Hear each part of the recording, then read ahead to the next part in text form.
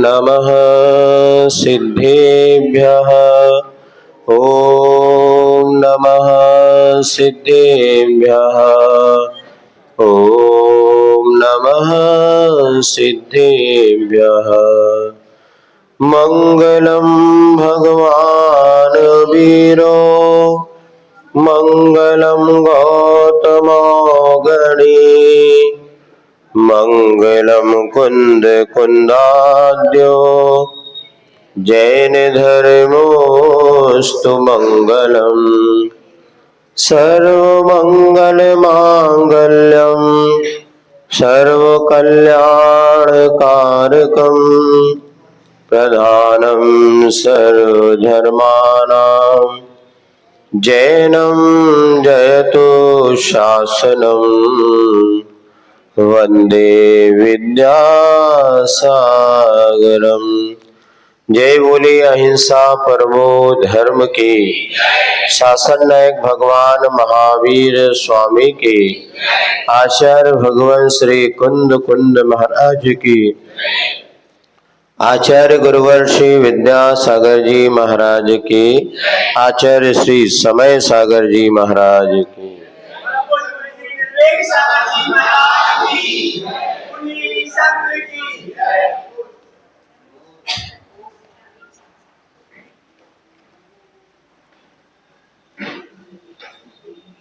कुंभकार ने कुंभ को धरती पर सूखने के लिए रखा था और उसी समय समुद्र ने 3 बदलियों को भेजा। तीनों बदलियों ने प्रभाकर की प्रभा को प्रभावित किया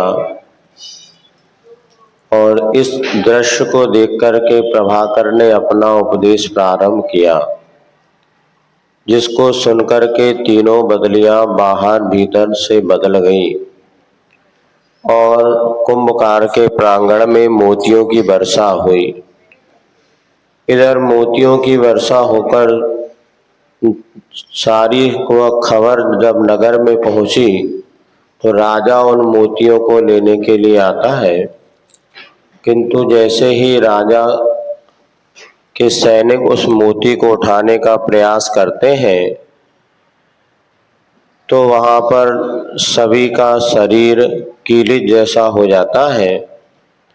कुंभकार लौट कर के आया, उसने देखा तो उसको भी बड़ा विस्मय, आश्चर्य और खेद हुआ। वैराग का भी कारण बना, सो उसने अपने हाथों में जल लेकर के ओमकार के उच्च उच्चारण के साथ और वह उस मंत्रिमंडल पर जल का सिंचन करता है, जिससे सभी की मूर्छा दूर होती है और वह राजा जो है दूर हट जाता है। किंतु वह कुंभकार कहता है, आपकी ही निधि और आपकी सन्निधि है, मेरी अनुपस्थिति में आपको ये कष्ट हुआ।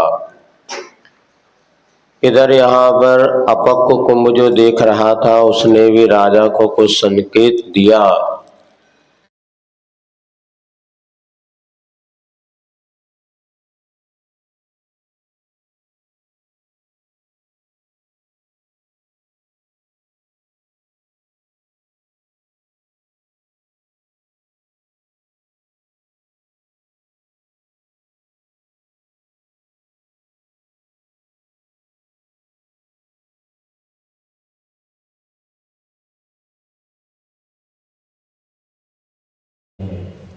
Page number 218। इधर कुंभ के व्यंग्यात्मक वचनों से राजा का विशाल भाव एक साथ 3 भावों से भावित हुआ। लज्जा का अभ्यंजन, रोष का प्रसारण, आकुंचन और घटना की यथार्थता के विषय में चिंता, विस्तृत चिंतन। जैसे कुंभ ने ये बात कही तो राजा के माथे पर भी 3 भाव रंजित हुए। एक तो पहले लज्जा का अनुभव हुआ कि वास्तव में गलत काम मुझे नहीं करना था, और एक तरफ गुस्सा भी आया कि छोटा होकर कि मुझे ऐसा कह रहा है। और तीसरा, घटना की यथार्थता के विषय में चिंता मिश्रित चिंतन कर रहा है कि वास्तव में ये सब ऐसा घटित वगैरह हुआ क्यों हुआ। मुखमंडल में परिवर्तन देख राजा के मन को विषय बनाया। फिर कुंभकार ने कुंभ की ओर वंकिम दृष्टिपात किया। कुंभ ने भी अब राजा की ओर देखा तो लगा कि राजा को कुंभ की बात अच्छी नहीं लगी, तो उसने तिरछी दृष्टि करके अपने उस कुंभ को देखा।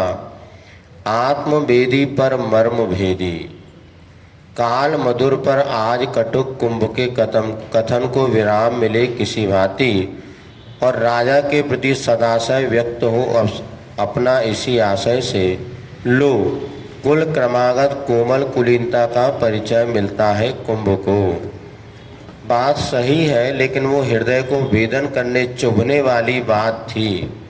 राजा से जो कुंभ ने कहा गलत नहीं कहा, फिर भी वो मर्मभेदी हृदय को अच्छे चुभ लगने वाली नहीं थी। काल मधुर है, उसका कल तो भविष्य अच्छा रहेगा, किंतु वर्तमान में वो बातें कड़ुक थी।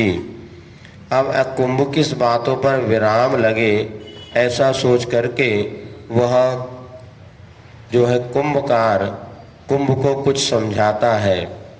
लघु होकर गुरुजनों को भूल कर भी प्रवचन देना महा अज्ञान है दुख मुधा, परंतु गुरुओं से गुरु ग्रहण करना यानी शिवपथ पर चलेंगे हम, यूं उन्हें वचन देना महावरदान है सुख सुधा।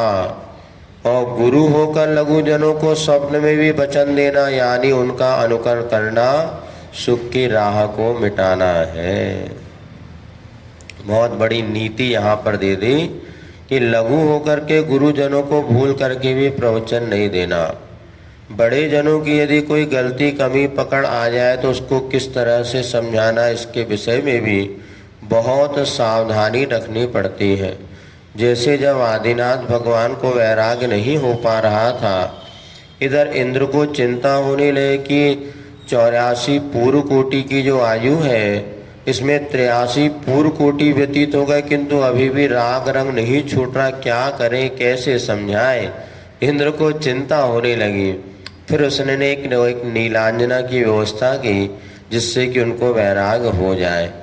और ज्ञान तो था, लेकिन वो मोह को तोड़ना जो है इतना सरल नहीं होता। लेकिन नीलांजना का नृत्य देखते से और उनकी मृत्यु को देखते से प्रभु को बात समझ में आ गई और उन्होंने दीक्षा का पद अंगीकार कर लिया। बस ऐसा ही कुछ है कि भूल कर भी प्रवचन देना महा अज्ञान है दुख का मुदा यानी मूर्छा का कारण है, दुख का कारण। परंतु गुरुओं से गुण ग्रहण करना यानी शिवपथ पर चलेंगे, यह उन्हें वचन देना ही वरदान है, सुख रूपी अमृत का साधन है। यदि हम कर सकते हैं तो उनको ऐसा हम आपके गुण ग्रहण करके हम आपके पथ पर चलें, ऐसा वरदान उनसे वचन देना, हाँ हम आपके बताए मार्ग पर चलेंगे। और निश्चित मानना, सूरज का जितनी मर्यादा में रह कर के आप लाभ लेंगे तो सूरज आपके लिए सुख का कारण बनेगा। अति निकट पहुंच जाओगे तो सूरज की किरणें आपको जला देगी। और जिस गुलाब के पेड़ में फूल लगे होते हैं, लेकिन उस गुलाब के फूल को दूर से तो आप आनंद लेंगे तो फूल दिखेंगे, पास में जाओगे तो कांटे और नीचे पड़ी हुई कचरा खाद गंदगी सब दिखेगी। इसीलिए हर जगह जो मर्यादा की बात कही जाती है, अति निकट तक जब हम पहुंचते हैं तो अच्छाई के साथ साथ बुराई भी दिखती है। पहले जब दूर से दर्शन करते हैं तो दूर दर्शन में तो हमेशा अच्छा ही अच्छा दिखता है, लेकिन जिस पेड़ में गुलाब लगा है उसमें कांटे भी हैं और नीचे पड़े हुए फूल पत्तों की सड़ी दुर्गंध भी है। जो पत्ते टूट जाते हैं, फूल नीचे गिर जाते हैं और वे मिट्टी में मिल कर के दुर्गंधित हो जाते हैं। ये कब पता चलता जब उस पौधे के निकट हम पहुंचते हैं। इसी प्रकार से यहाँ पर गुरुजनों को होकर भी वहाँ पे यदि कुछ हो भी जाए तो भी उनसे उसको इग्नोर करते हुए हमें अपना आत्म कल्याण कैसे हो, आप हम आपके बताए सन्मार्ग पर चलें, क्योंकि हो सकता है जो गुरु जिस बात को कह रहा है वो उसका आचरण स्वयं ना भी कर पा रहा हो। अभव्य के उपदेश से कई भव्य संसार से तिर जाते हैं। बस अपना सोचो, अपना सौभाग्य कि आज हमें सही उपदेश देने वाले मिल गए, भले वो पालन कर पा रहे ना कर पा रहे वो उनका विषय। कभी कभी हम भी ये सोच लेते हैं कि बहुत सी विपरीत परिस्थिति अपन देखते हैं, जैसा पूर्व में आया था, जो उपदेश दे रहे हैं वही उसका आचरण नहीं कर पा रहे हैं, लेकिन सामने वाला सुन करके जरूर वैराग्य धारण कर लेता है। तो कई बार ये लगता है चलो इतना है, कम से कम अपन को सत्यवाद सुनने को तो मिल रही। अब सत्यवादी उस सत्य पर आचरण कर पाए ये संभव नहीं। कम से कम सत्य का वो वक्ता तो है, उसको जीवन में ना भी उतार पाए तो अपन उसको अपने जीवन में उतार करके अपना कल्याण तो कर ही सकते हैं।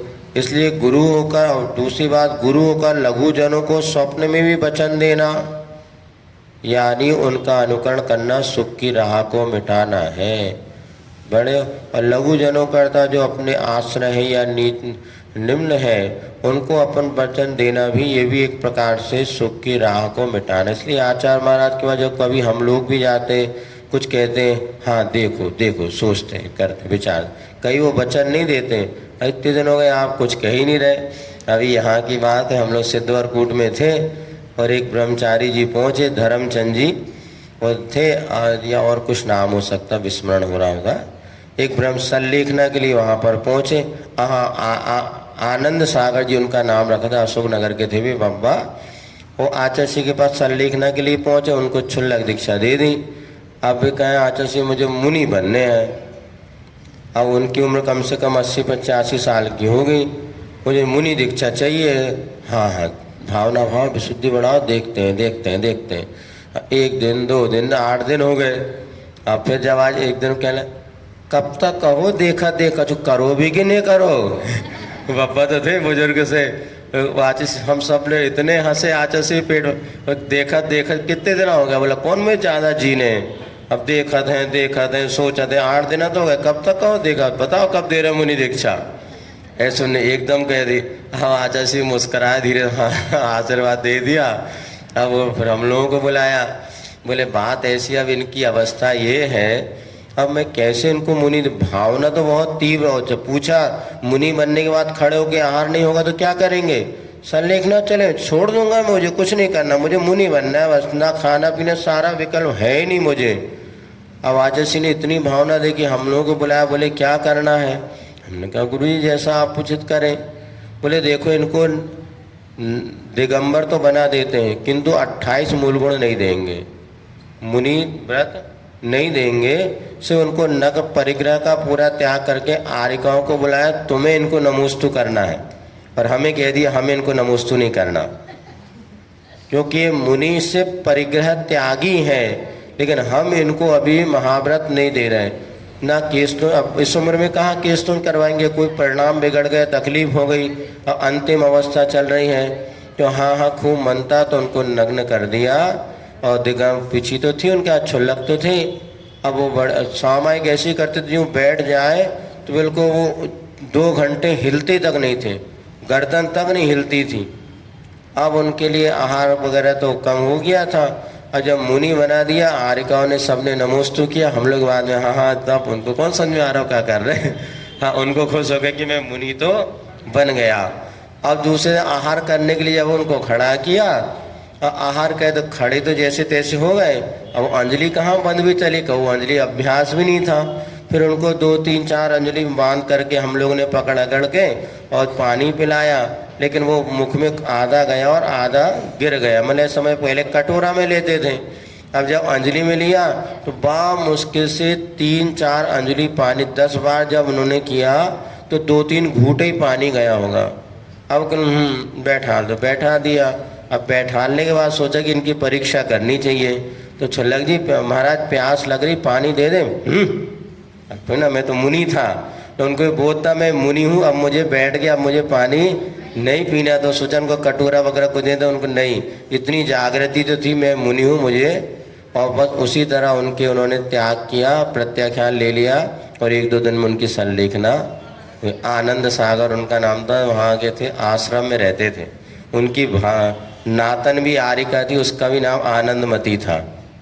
वो भी आनंदमती जी चली गई ना, आनंदमती उनकी समाधि हो गई। छुआ पर उनको कोई बीमारी हो गई थी, तो वो दादा थे।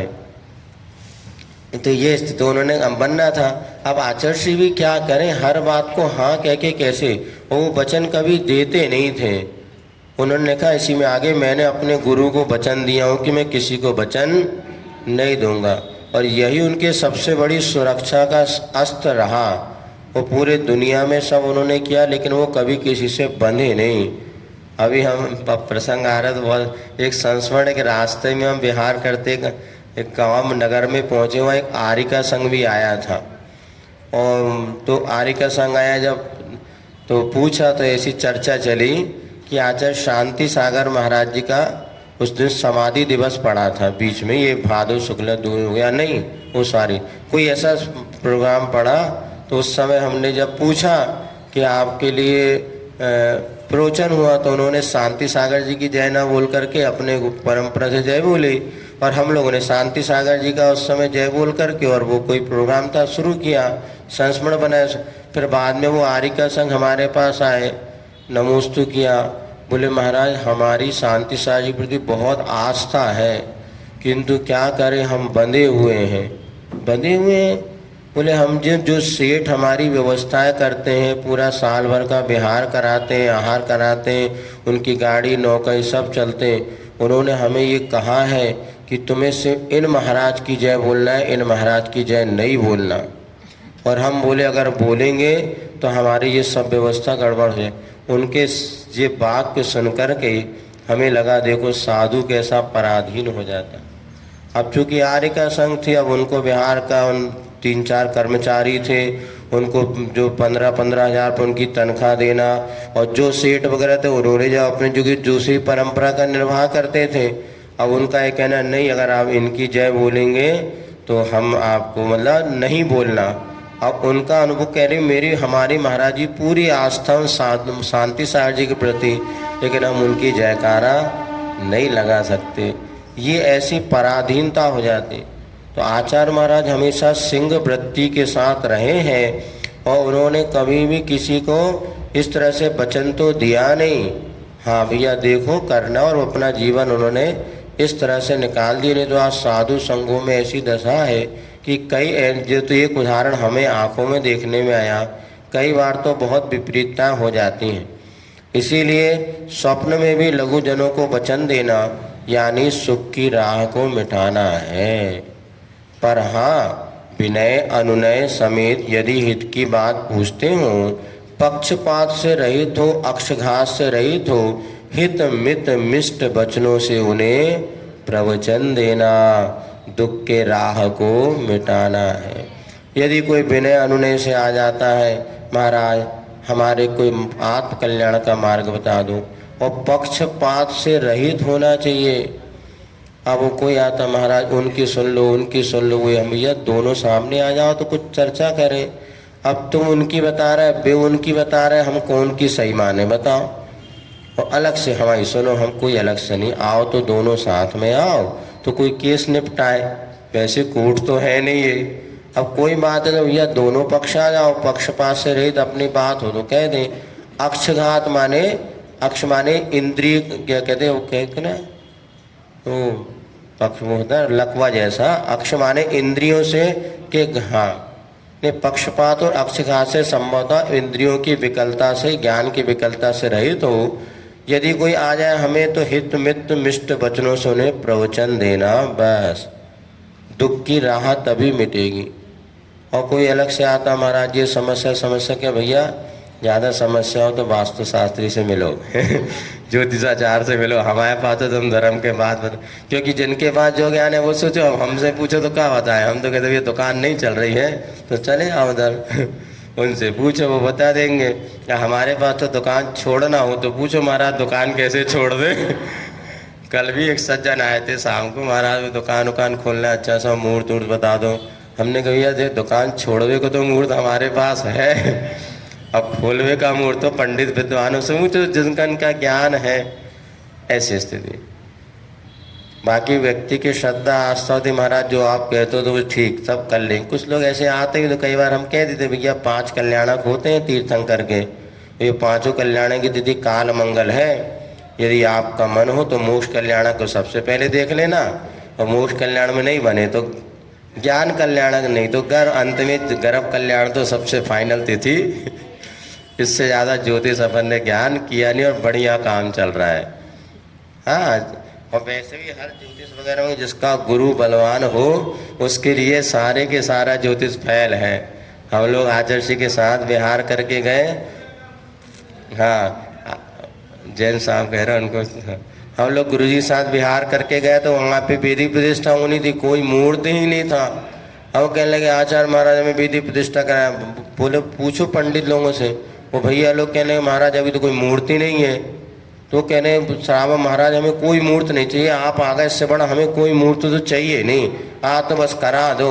आचार्य से कहने देखो भैया इनकी श्रद्धा बोल रही करा दो। तो बोले हाँ महाराज आप कह रहे तो करा दो, हमें कहा गुरु अगर जिसका तेज है तो उसके लिए सारे का सारा जोश बेफल हो जाए। तो उसी समय फिर 3 दिन आचार्य महाराज को रुकना ही था। तो उस गांव चलते फिरते छोटा सा एक गांव था, वहाँ आचार्य महाराज रुके, 3 दिन में वेदी प्रतिष्ठा हुई और सब मंगल हो गया। ऐसा शनै शनै स्वर चूसक यंत्र ऊपर चढ़ता उतरता पारासम या उबलते उबलते ऊपर उठकर पात से बाहर उछलने को मचलते दूध में जल की कुछ बूंदें गिरते ही शांत उपसमय दूध सम कुंभकार को समझाते कुंभ को समझाते कुंभकार की बातों से राजा की मति का उफान उद्दीपन उतरता सा गया।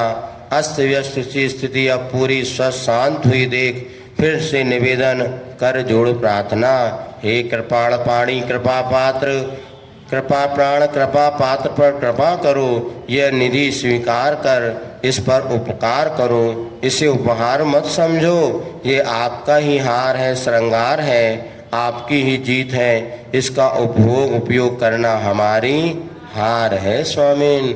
अब ये इसने कहा तो जैसे राजा ने बात सुनी, जो राजा के भी जैसे थर्मामीटर होता है ना, उसमें जैसे बुखार चढ़ जाता और फिर धीरे धीरे झटक दो तो बुखार, थर्मामीटर को बुखार नहीं आता, बुखार तो व्यक्ति को आता है, लेकिन थर्मामीटर ज्वर सूचक यंत्र है और उसमें जैसे वो पारा उतर जाता है या उबलता हुआ दूध होता है उसमें थोड़ी सी जल की 2-4 बूंदें डाल दो तो जल का उफान शांत हो जाता है।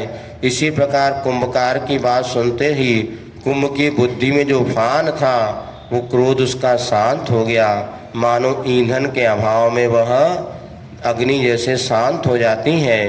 और फिर वह पुनः जब उसकी स्थिति शांत हुई देख करके शिल्पी ने हाथ जोड़ करके कहा, हे राजन कृपाण प्राणी कृपा पात्र कृपा करके आप यह निधि को स्वीकार करो, ये जो मोतियों का ढेर है इसको आप स्वीकार करो, ये आपका उपहार नहीं है किंतु निधि स्वीकार हम पर आपका उपकार हो जाएगा और ये आपकी ही जीत है, आपकी हार नहीं। आप सोचो हमारी हार हो गए इसलिए मोती, नहीं, आपकी जीत है, ये आपके उपयोग और उपभोग की वस्तु है, हम इसका उपयोग करें हमारी हार है, क्योंकि बहुमूल्य वस्तुओं का उपभोक्ता राजा ही हुआ करता है। हम जैसे कुंभकार को इन हीरे मोती जवाहरात कोई आवश्यकता, और गरीब के घर में कहीं सोने का कोई माल टाल मिल जाए तो उसकी बेइज्जती और हो जाए कि उनके घर में कहाँ से आ गया, ये जरूर माल साफ करके आ हुए हो।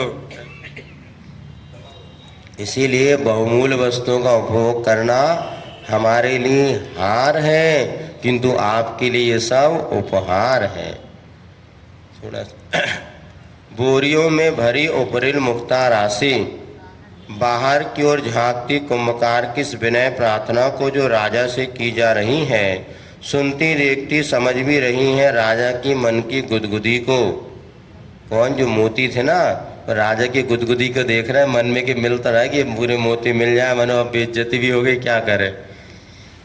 सम्मति की ओर झुकी राजा की चिति की बुदबुदी को, हाँ हाँ मुख पर मंद मुस्कान की मिस, हे राजन पदानुकूल है स्वीकार करो इसे, यूँ मानो वो राशियाँ कह रही हो परंतु सुनो, मुक्ता वह नामानुकूल है, न राग करती हैं न द्वेष से भरती हैं, अपने आप को ना ही मद मान मासर उसे छू पाते कोई विकार। इसलिए सर्वप्रथम प्रांगण में गिरी आकाश मंडल से, फिर निरी निरी हो बिखरी, फिर बोरियों में भरी गई, अब सम्मान के साथ जा रही है राज प्रासाद की ओर। मुक्त कंठ से प्रशंसा हो रही है कि ऐसे मोती तो अभी तक मिले नहीं देखने को, पर मंत्र मुग्धा हो, सुनती कब उसे मुदिर मुखी महिलाओं के संकट हारिणी कंठहार बनती, द्वार पर आगत अभ्यागतों के सर पर हाथ रखती, तारणहार तोरण द्वार बनती। इस पर भी वह उन्मुक्ता मुक्ता ही रहती है, अहम भाव से असंप्रज्ञा मुक्ता। कुंभकार के निवेदन और मुक्ता और माहौल के सराहन समर्थन पर विचार करता हुआ राजा स्वीकारोक्ति का स्वागत करता है। सानंद और मुक्ता की दुर्लभ निधि राजकोष को और समृद्ध करता है। सारे के सारे मोती राजा के खजाने की ओर चले गए। इसी भांति धरती की धवलिंग कीर्ति व चंद्रमा की चंदनी को लयाती सी दसों दिशाओं को चीरती और बढ़ती जा रही है सीवाती शून्याकाश में। अब और धरती की कीर्ति बढ़ गई तो मोतियों से उसकी पूजा और हो गई। जो बदलियां गई थी नष्ट करने, उन्होंने और उल्टा पूजा पाठ कर दिया और उसकी कीर्ति सीमाती शून्याकाश, पूरे आकाश में धरती की प्रसिद्धि बढ़ती जा रही है। सूरज सूरों वीरों की, धीमानों की, श्रीमानों की, धीर जनों की तस्वीरों की, शिशुओं की और पशुओं की, किशोर किस्मत वालों की, युवा युवती यति यूथों की, शर्मंतों की, संतों की, शीलावरण सतियों की, परिश्रमी ऋषि कृषकों की, असी मसी कर्मकारों की, रिद्धि सिद्धि समृद्धों की, वृद्धों की, गुण वृद्धों की, बुद्धों की, गुण वृद्धों की, तरुवरों की, गुरुवरों की, परिमल पल्लव पत्तों की, गुरुतम गुच्छ गुल्म गुच्छों की, फल दल कोमल फूलों की, किसलय स्निग्ध किसलयों की, पर्वत पर तिथियों की, सदा सरकती सरिताओं की, सर्वश्री सुषमा की, आदि आदि यूं भांति भांति आभाव की, धरती से सरलम प्रीति व और बढ़ती जा रही है और बढ़ती। ये सब जो है धरती से प्रेम कर रहे हैं, इससे धरती का बहुमान और बढ़ता। अरे यह कौन सी परिणति उल्टी सी, सरल की गर्लिम रीति है और चिढ़ती जा रही है धरती की बढ़ती कीर्ति देखकर, और समुद्र को और चिढ़ छूट रही है कि धरती की तो और कीर्ति बढ़ गई। हे सखे, अदेशक भाव है यह बेशक, देखा नहीं जा रहा। अब उस स्वर्ग में जितना इसका अपमान का उतनी और कीर्ति बढ़ रही, और आँख खोल के देखा नहीं जाता। ये सब कुंभ को मिटाकर मिट्टी में मुला घुलाकर मिट्टी को बहाने हेतु प्रशिक्षिता हुई प्रेषिता थी, जो पर पक्ष की पूजा कर मुक्ता की वर्षा करती, धरती के यश को और बढ़ाती हुई लजीली सी लौटती बदलियों को देख सागर का क्षोभ पल भर में चरम सीमा को छूने लगा और गुस्सा आ गया। लोचन लोहित हुए उसके, भ्रकुटियाँ तन गई, गंभीरता भीरुता में बदलती हैं। आंखें लाल लाल हो गई, पूरे भौहें तिरछी हो गई और गंभीरता में भय उत्पन्न हो गया। भविष्य का भाल भला नहीं दिखा उसे। और कसाय कलुषित मानस वाला यूं सोचता हुआ सागर कुछ पंक्तियां कहता है, सुनो। स्व स्त्री हो या पर स्त्री, स्त्री जाति का स्वभाव है, वह कभी इस पक्ष से चिपकी नहीं रहती, किसी एक पद से चिपकी नहीं रहती वह। अन्यथा मातृभूमि मातृपक्ष को त्याग देना खेल है क्या, और वह भी बिना संक्लेश बिना आयास। यह पुरुष समाज के लिए टेढ़ी खीर ही नहीं, त्रिकाल असंभव कार्य है। ये तो काव्य की कविता कवि की उत्प्रेक्षा है। वास्तव में ये तो है कि स्त्री, अब बचपन से कहा जाता कन्या तो परपक्ष का धन है, घर का धन तो है नहीं। पहले से धारणा हो, कन्या जब पर अपना विवाह होता है तो पर यानी ससुराल पक्ष में जाकर के वहीं उसका पूरा जीवन व्यतीत होता है। इसी को यहाँ पर बनाया कि मात एक पक्ष से वैसे कोई चिपकी नहीं रहती। अपना कन्या माता पिता पक्ष को छोड़ करके ससुराल पक्ष में जाना कोई हंसी खेले क्या? पुरुषों के लिए तो बहुत टेढ़ी खीरी नहीं, ये तो असंभव है। इसीलिए भूल कर भी कुल परंपरा संस्कृति के सूत्रधार स्त्री को नहीं बनाना चाहिए। और गोपनीयकार के विषय में विचार विमर्श भूमिका भी। और राष्ट्रपति तो कौन है भैया? अभी राष्ट्रपति द्रौपदी मुर्मू। अब सारे गोपनीय उसी के पास, सारे देश का जो है रहस्य तो राष्ट्रपति के पास ही है। लेकिन नीति तो यही कहती है, क्योंकि महिलाओं के पेट में कोई बात पचती नहीं, कहीं ना कहीं वो बात जा कर के हमारे पास इतनी बातें पता है, हम कहते रहने दो, हमें काहे बता रहे थे। कई बार ऐसा हो जाता हो, लेकिन है आप ही से कह रहे कोई पुरुषों में ऐसा नहीं होता, ऐसा नहीं, इनमें भी होता है, लेकिन अपेक्षाकृत महिलाओं में क्या करे। वो एक तो बताते ना कौन सा परिस्थिति ऐसी क्या हो, तो कुल परंपरा मूल सूत्रधार नहीं बना। लेकिन आज परिस्थितियां बदल रही हैं और प्रायः अंतर आ गया। लेकिन नीति ये कहती है कि आप पुराण इतिहास ग्रंथ आप उठा के देखो तो बहुत सी विकृतियां इसी के माध्यम से। रावण जब वो रावण के यहाँ पर जो उसने प्रवेश किया था ना, राम ही नहीं वो इंद्र और रावण का जो पुराण ग्रंथ में आता, इंद्र के पूरा उसने एक बहुत अच्छा अपना जाल बनाया हुआ था, जैसे रडार होता ना कि कोई परपक्ष उसमें प्रवेश ही नहीं करता। अब रावण को उसमें प्रवेश करना था, तो रावण ने क्या करे, तो नीति अपनाई और बता दो उसने अपना फोटो या एक करके उसने इंद्र के यहाँ पर पहुँचाया कि रावण बहुत शक्तिशाली है। सब बातें बताते हुए तो बताते उसकी जो इंद्र की पत्नियां थी रानी, एक रानी इंद्र के रावण से प्रभावित हो गई। अब उसने प्रभावित हो गई तो उसने रावण के पास अपना प्रेम प्रसंग के लिए निवेदन पहुंचाया। तो रावण ने कहा मैं भी तुम्हारे लिए चाहता हूँ, लेकिन बात ये है कि मैं ये जो कुछ प्रेम प्रसंग वो तुम्हारे उस नगर के भीतर ही आके करूँगा। बाहर अभी मैं इसमें क्या कहते हैं ना वो कैंप वैम्प में हूँ अभी, ये कैसे मैं तुम्हें यहाँ नहीं, मुझे वहाँ अंदर ले आओ। अब वो चूँकि उससे प्रभावित हो ही चुकी थी तो उसको पता था कि यहाँ पर ये जो रडार वगैरह जो डले हैं इस मंत्र शक्ति से कैसे अंदर आया जा सकता है।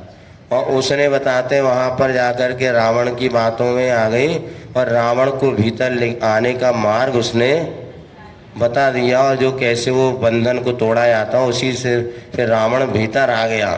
रावण भीतर आ गया और जैसे अब तो उसका किला अभी जब वो भेद हो गया, अब उसने कहा कि आपने मुझसे ऐसा कहा था। बोले बात ऐसी, लेकिन आप तो अब मेरी गुरु हो गई, क्योंकि जो किसी को विद्या देता है या कोई सन्मार्ग बताता है गुरु होता है, और गुरु के साथ में ऐसा कैसे गलत कार्य किया जा सकता है। और फिर परिस्त्री सेवन करना तो महापाप है। पर उसने फिर उस महिला को उपदेश दिया, उपदेश दे करके उसने उसको सन्मार्ग लगाया कि तुम्हारे जब पति हैं परिवार है तो इस तरह से करना आपको उचित नहीं है, और आप तो मेरी गुरु हैं चूँकि आपने। लेकिन वो उसी के निमित्त से अंदर प्रवेश हो गया। यद्यपि रावण बहुत सुशील और अच्छा व्यक्ति था, वो तो कर्म ज्ञानी ध्यानी सब कुछ था, लेकिन निमित्त नैमित्तिक संबंध इसको कहते हैं। और विपरीत परिणमन हुआ, वो एक सीता के हरण का मात लांछन उस पर लगाओ, उसकी दुर्गति हुई। लेकिन वास्तव कई प्रसंग आते उसने अपने ऊपर आसक्त नारियों को भी सन्मार्ग में लगाया। उसको विश्वास था कि दुनिया में कोई स्त्री ऐसी नहीं होगी जो मेरे ऊपर आसक्त ना हो। इसलिए उसने मुनिराज से केवली वंश से नियम लिया था कि जब तक मुझे कोई स्त्री स्वयं ना चाहे मैं उसके साथ जबरदस्ती नहीं करूँगा। उसके पता था दुनिया में कोई भी स्त्री ऐसी नहीं होगी जो मुझ पर मतलब ना जाए, मुझे ना चाहे। लेकिन वो सीता के जब उसको पता ये भी ऐसी नारी दुनिया में है, और वो फिर प्रसंग आपको सबको घटित ही है। यहाँ पर कि कुल परंपरा गोपनीय कार्य के विषय में विचार विमर्श भूमिका नहीं बताना चाहिए। वो कह कैसे सीतारमण को एक महिला है ना, वित्त बनती है क्या विश्व, हाँ वो भी कोई है ना पद पे विशेष, हाँ वित्त मंत्री, इसके पहले तो कोई और होती ना, इसके पहले सेना, नहीं नहीं, ये कौन सी विदेश मंत्री, इसके पहले सुषमा स्वराज, नहीं ये निर्मला सीतारमण। इसके पहले पिछले में क्या थी? अरे यही महिला इसके शुरू से कंटिन्यू है। हाँ देखो, अब वित्त मंत्रालय जैसा विभाग इसको इतना खतरनाक है सबको, इसलिए वैसे महिलाओं के हाथ में वित्त मंत्रालय तो रहता ही है, नहीं रहना भी चाहिए। घर में पुरुष को धन कमाना चाहिए, लेकिन पैसा महिलाओं को देना चाहिए, क्योंकि उन्हीं के हाथ में उसको व्यवस्थित करने की जिम्मेवारी आता। आगे कहा है धन कमाना पुरुषों का है, महिलाओं को लिए धन कमाना अनिवार्य नहीं, किंतु धन कमा करके पुरुष महिला को दे, महिला उसको घर गृहस्थी पहा दान, उसमें महिलाओं की एक सफल भूमिका होनी चाहिए, क्योंकि जो कमाता है उसको व्यवस्थित करने वाला कोई दूसरा होता है, वो होना चाहिए। पहले तो ऐसा ज़्यादातर चलता था, इसलिए कई जगह सेठानियों के मंदिर मिलेंगे, सेठों के मंदिर बहुत कम मिलेंगे। चौधरन भाई का मंदिर है ना, फलानी सेठानी का मंदिर, लेकिन हैं हाँ कई जगह है, बता रहे सेठानियों के मंदिर है, सदरपुर में भी है सामने चौधरन भाई का, तो ये हाँ अम्मा जी का मंदिर, क्योंकि महिलाएं बचत भी करती थी और धन का सदुपयोग करती। सुनो, पहले वास्तव में जब भारत में विश्व में मंदी का दौर पड़ा तो भारत एक अकेला देश था जहाँ कोई मंदी नहीं थी, क्योंकि हमारी महिलाओं में इतनी सफलता थी कि 3 दिन पहले डब्बा खाली हो गया, वो डब्बे यदि आटा बचा ही नहीं हो फिर भी 3 दिन तक सबको भरपेट भोजन मिलता है। घर में 3 दिन पहले ही हो जाता कि तेल खत्म, गैस खत्म, आटा खत्म, लेकिन कोई बच्चा भूखा नहीं सोता, ये कला होती थी। और इतना वो अपने पास बचा के रखती हैं कि कैसी भी परिस्थिति हो जाए, लेकिन कभी भी कमी, ये जो सेव करने की परंपरा श्राविकाओं महिलाओं के हाथ में रहती, वो पुरुष के बस की बात नहीं। इसीलिए हमने तो खूब ये देखा है बचपन में कि, लेकिन बस श्राविका आदि संस्कारवान होती, शुरू से वही खर्चीली हो गई।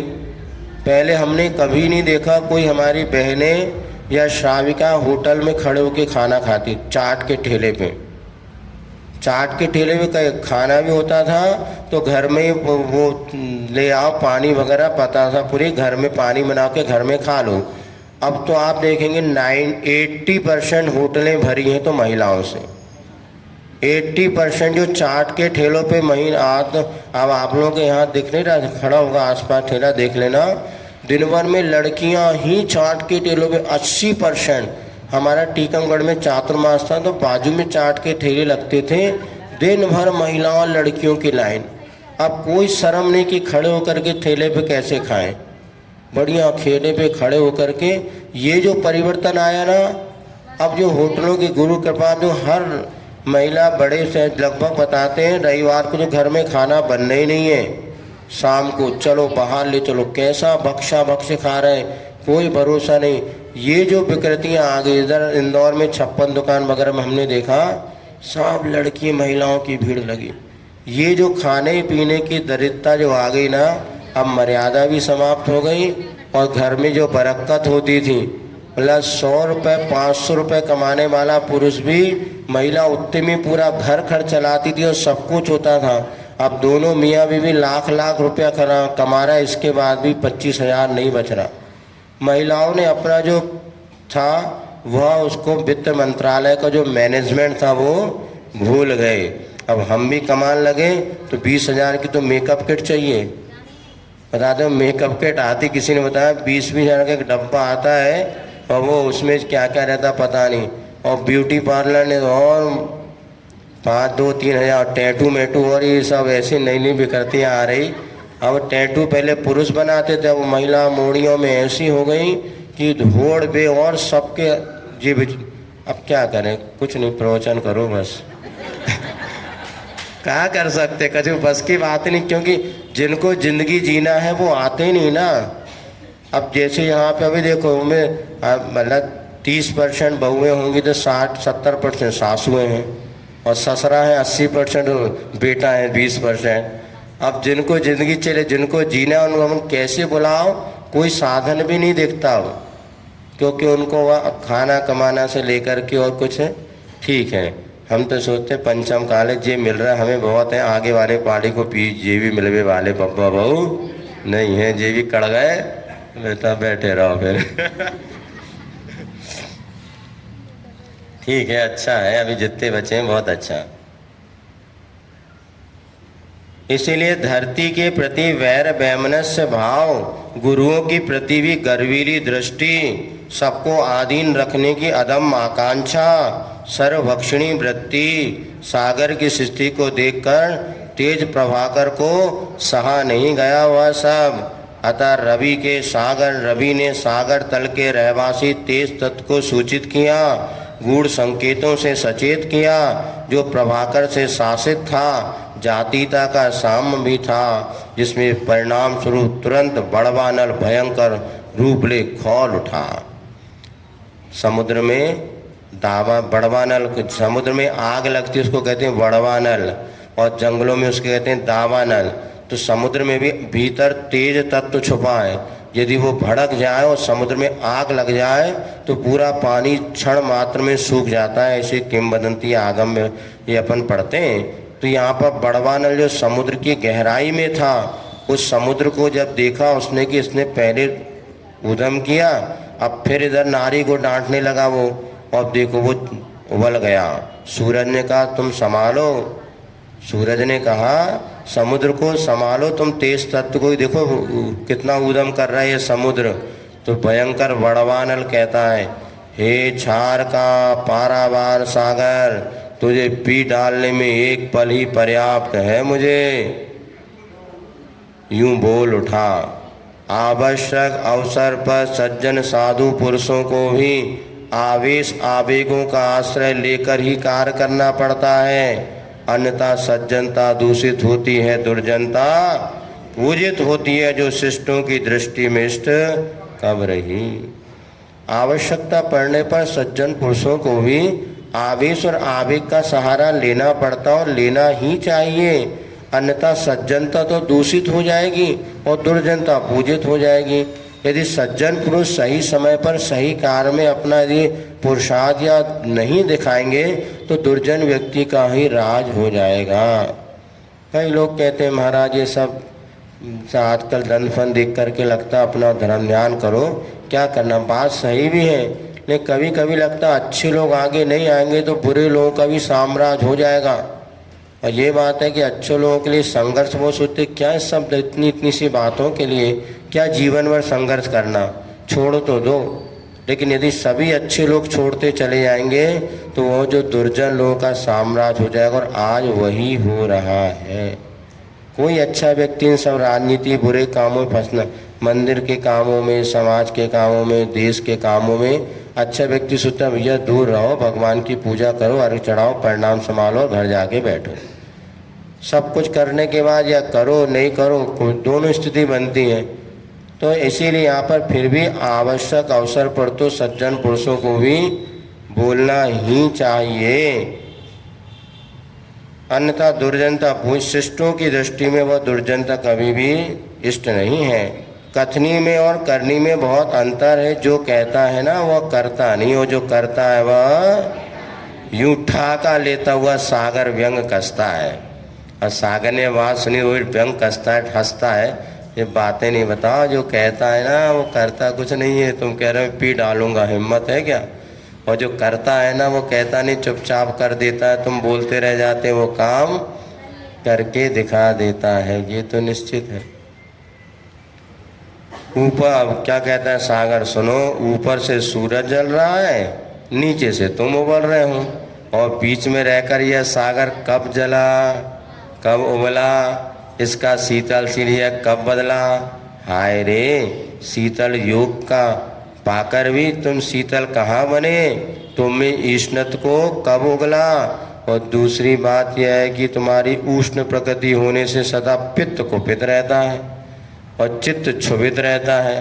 तो सागर कह रहा दावा नहीं लगता तुम्हारी पित्त प्रकृति है ना, इसलिए हमेशा पित्त कुपित रहता है और चित्त हमेशा क्षुभित रहता है। अन्यथा उन्मत्तवत तुम यदवा तदवा बकते क्यों, पित्त प्रशमन हेतु मुझसे याचना कर, सुधाकर सम सुधा सेवन किया करो। जैसे मैंने चंद्रमा को अमृत दिया ना, ऐसे तुम्हें मुझे याचना करो, मैं भी तुम्हें कुछ अमृत दे, तुम्हारा पित्त शांत हो जाए और यहाँ वहाँ की बातें करना तुम छोड़ दो।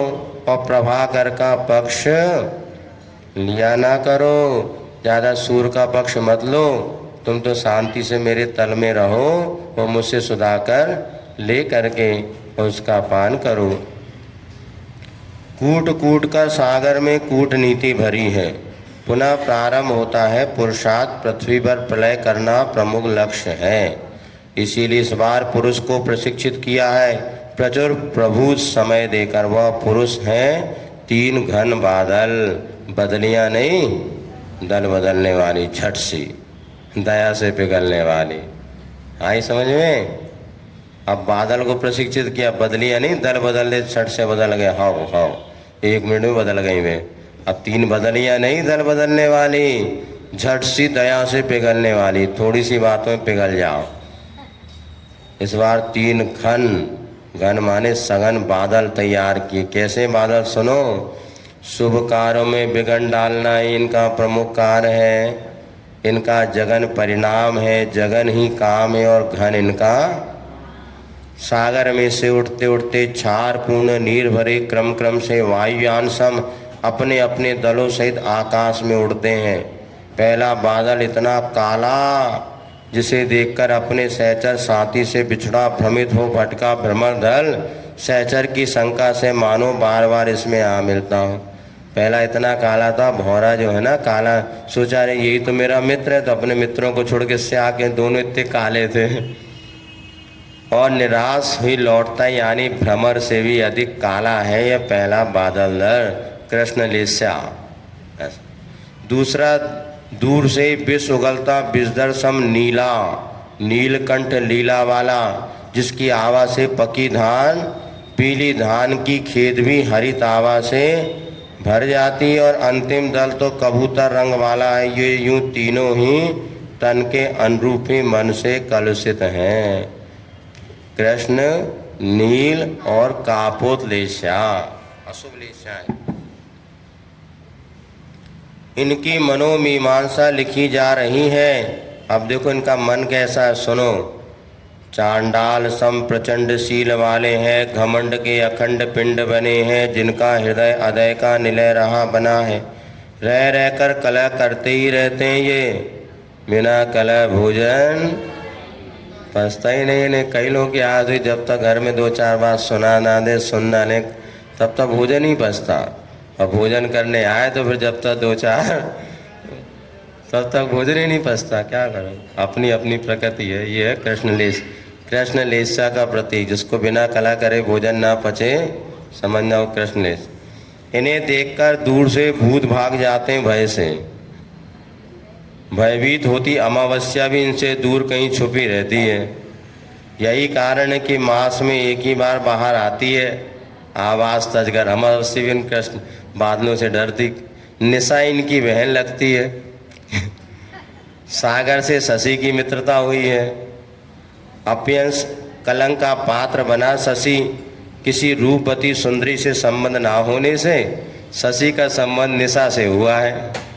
चंद्रमा ने रात्रि से विवाह किया, कोई सुंदर रूपवती कन्या मिली नहीं, क्योंकि इसने समुद्र से घूस लिया था तो बेचारा काला पड़ गया, मतलब शर्मिंदा हो गया, दगीला हो गया।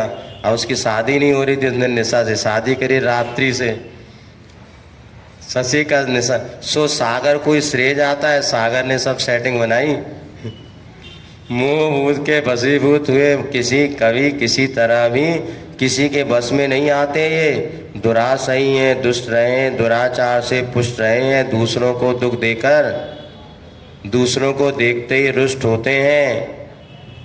अल्लाह, दूसरों को दुख देखकर तो पुष्ट होते हैं और दूसरे को रुष्ट होते हैं, तप्त होते हैं। प्रतिशोध की वृत्ति इनकी सहजा जन्मजा है। वह विरोध की ग्रंथि इनकी खुलती नहीं झट से। निर्दोषों में दोष लगाते हैं, संतोषों में रोष जगाते हैं और बंदियों की भी निंदा करते हैं। शुभ कर्मों को अंधे करते हैं। सुकृत की सुषमा सुरभि को सूंघना नहीं चाहते, भूल कर भी अच्छा कार्य तो करना ही नहीं चाहते। विषयों के रसिक बने हैं, कसाय कृषि के कृषक बने हैं। जलधर इनका नाम सार्थक है। जल मानी जड़त्व को धारण करने से मतिमंद मदांध बने हैं, अहंकारी। यद्यपि इनका नाम पयोदर भी है, तथापि विष ही बरसाते हैं वर्षा ऋतु में ये, अन्यथा भ्रमण समकाले क्यों है। यह बात निराली है। वसुधा का समागम होते विष भी सुधा। बादलों का एक नाम पयोदर भी है, पय माने पानी को धारण करने वाले, फिर भी ये वर्षा ऋतु में विष ही बरसाते हैं, पानी नहीं। विष का अर्थ भी पानी होता है। विष ही बरसाते हैं, अन्यथा भ्रमण सम काले क्यों होते बताओ। बादल काले काले होते अर्थात वो कालापन छोड़ जाते हैं और बाद में सफ़ेद हो जाते हैं। अर्थात ये वसुधा पर जो कुछ होता है ना, वो तो अब बरसाते तो जहर हैं, वो तो धरती का समागम पाने पर वह वसुधा का समागम में तो जहर भी अमृत हो जाता है। ये धरती की कृपा है, नहीं तो बादलों ने तो अपनी कालीमा धोई है और स्वयं सफ़ेद हो जाते हैं। कवि की कल्पना वहाँ तक अपने दिमाग नहीं पहुँच सकता।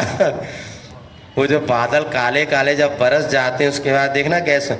और यह भी एक शंका होती कि वर्षा ऋतु के अनंतर शरद ऋतु में हीरक सम शुभ्र क्यों होते हैं। अभी भादों के बाद देखना बादल बिल्कुल सफ़ेद चांदी के जैसे दिखेंगे। कारण है कि सारा का सारा जहर तो धरती पर बरसा गए। वो तो ये बात अलग है, धरती का संयोग पाते हो पानी भी अमृत बन गया, अन्यथा बादलों ने तो जहर ही बरसाया था। चलिए समय आपका हो।